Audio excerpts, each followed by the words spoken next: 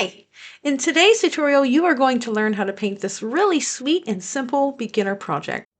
We are going to be using my very favorite Deco Art acrylic paints today. Now these are all multi-surface paints. There's the Crafters acrylic, there's the Americana satin, and then there's the glossy enamels. They're all multi-surface paints, which just means that the paint is able to be baked onto a mug or any kind of glass, and it will become permanent with the mug, and that way you can wash it without worrying about the design coming right off. I will give you the instructions for baking it on at the end of this video, so stay tuned for that. And again, we are using cotton swabs to make today's project. And as a matter of fact, you can use one single cotton swab if you want to. I'm not saying you have to. You could use one for each color or however you want to do it. But I know times are tough and I wanted to make something that was accessible to all. So we're going to be filling up this mug with these cute little soft flowers in a pink gradient, and it feels very Valentine's Day. It's super cozy. It's very giftable. So really, all you have to do is, I just coated a thin layer of paint on a cotton swab just to make it hard, like a tool. And then you just dip it in some paint. So I'm using, majority of the centers are going to be white, with the petals that will be pink and red. And then some of them I switch over and have like a dark pink center with white petals. Anyway, all you do is just dip your cotton swab into the paint and then make a little center dot. And you want to space them to be about an inch or so apart, just so that the petals on either side will fit. And then you just literally make a dot as close as you can to that center dot and then dot all the way around it. And 6 petals fit every one of the flowers. It's like whatever the shape is in the center, you can get an even amount of petals. At least that's what I have found. If you're doing the pressure the same and the paint viscosity is the same, it's going to work out perfectly. One of the things I've always loved about dot painting is how calming the repetition is. There's just something about dipping the paint, placing the dot, and just letting yourself fall into that rhythm. So here I am just mixing up 2 of the colors to make a center for the little white flowers. I just wanted to mention that real quick. And you can use any colors that you want.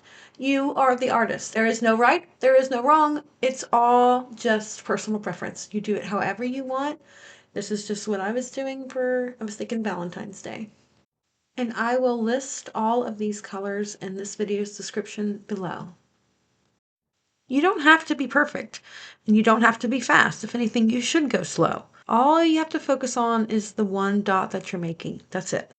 It just quiets the mind, you know. For a lot of people, dotting becomes their quiet moment of the day, whether that be in the night, once you've put the kids to bed, or in the morning, whenever you have time, just alone time. It's a nice, good, quiet time. It's meditative. It's art therapy. So if you're just starting out and you're a brand new beginner, you might be looking at my dots and thinking that they're very even, or that you don't know how yours are going to turn out. That's a totally normal thought. Every single dot painter that you admire started with wobbly dots, weird spacing, too much paint, not enough paint, all of it. No one skips that stage, I promise. So don't be hard on yourself. I want you just to try. Just try it. Without even noticing it, things begin to look more polished. It just sneaks up on you in the best way. In the beginning, simple is powerful because simple lets you build confidence, and confidence is what keeps you coming back to paint again tomorrow. I also love how forgiving gradients are, especially with pinks like this. Even tiny changes in the shade can make a design look way fancier than the technique actually is.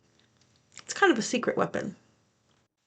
I mean, sure, you're doing something very easy, but the finished piece, it just feels very thoughtful and special. And it really does make a perfect gift. I mean, it's a perfect little Valentine's Day gift. You could put some candy in it and put it in one of those shrink wrap cellophanes and then tie a pretty little bow on it. I mean, it's just a perfect, cute little, thoughtful little gift. I love it. I hope you're watching this and you feel relaxed, encouraged, and maybe excited to try it yourself. If you do paint one, I absolutely love seeing them.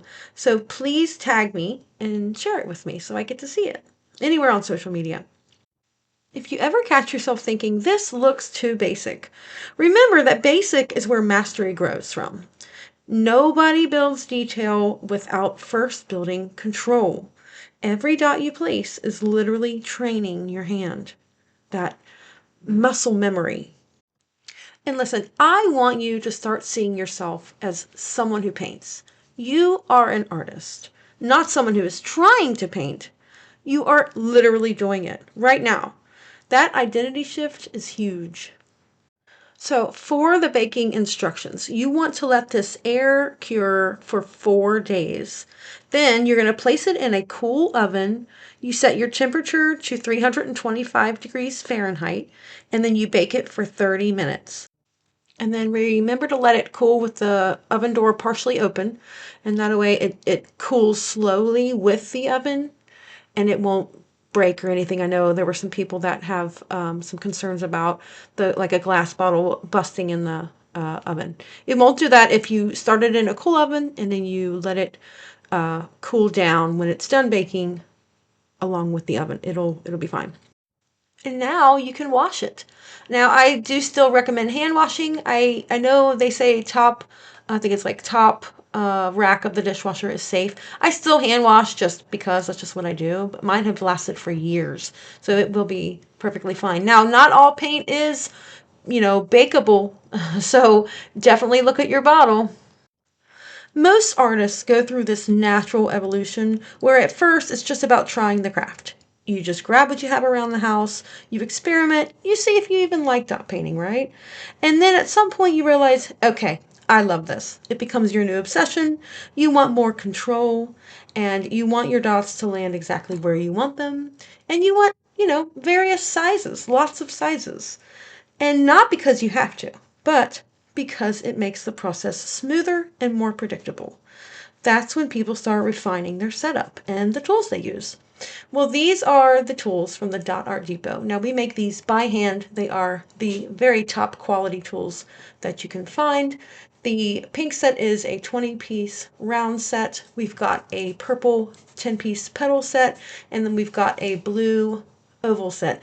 And we're actually getting ready to release a new set in a few days. But that's a surprise. So find my socials and you will see what that surprise is. Anyway, if you are ready to upgrade, just go to www.dotartdepot.com and you will find my shop. And we've got tools and stencils and all kinds of other things. All your dot art needs. So we'll see you there. Thank you so much for being here. If you're new to my channel, I would absolutely love to have you as a subscriber. Keep on dotting, take your time, and I'll see you in the next one. Bye now.